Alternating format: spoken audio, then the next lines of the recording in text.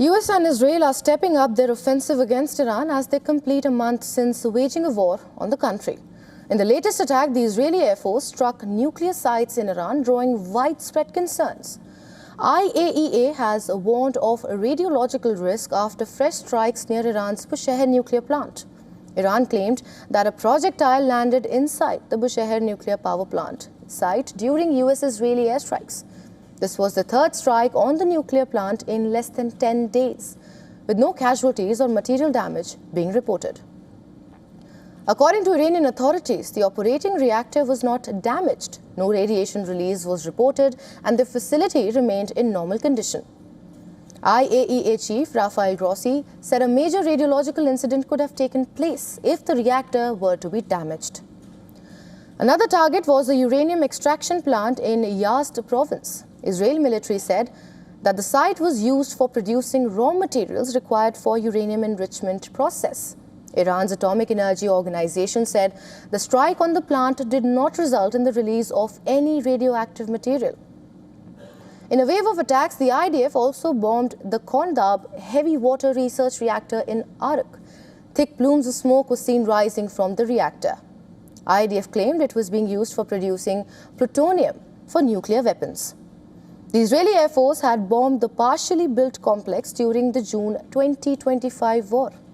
Israel's military said the reactor was targeted after attempts were made by Iranians to reconstruct it. According to Iranian media, no casualties or radiation leak was reported from the site. Following the strike on Iran's nuclear sites, the United Nations atomic watchdog repeated its call for military restraint in the war in West Asia to avoid any risk of a nuclear accident. The offensive also extended beyond nuclear sites. Israel's military said it launched strikes on Iranian regime targets early Saturday. According to reports, around 10 intense blasts were heard in the capital, Tehran. Iran's foreign minister Abbas Araghchi has said that Israeli attacks on its infrastructure includes nuclear sites that were coordinated with the United States. Araghchi said that this contradicted the United States' extension of a deadline for a diplomatic resolution to the war.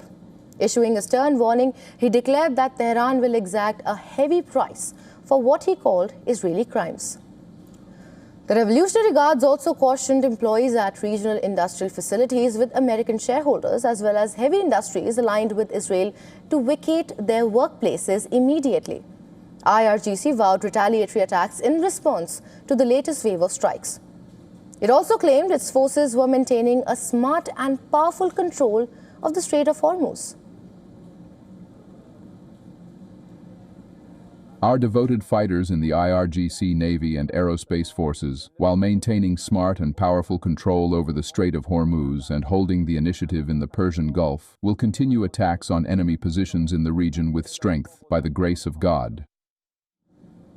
Maritime analysts have cast doubt on US President Donald Trump's claim that Iran allowed 10 oil tankers to transit through the Strait of Hormuz as a goodwill gesture.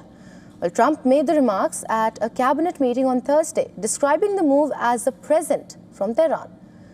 Analysts say there is no evidence to support the statement.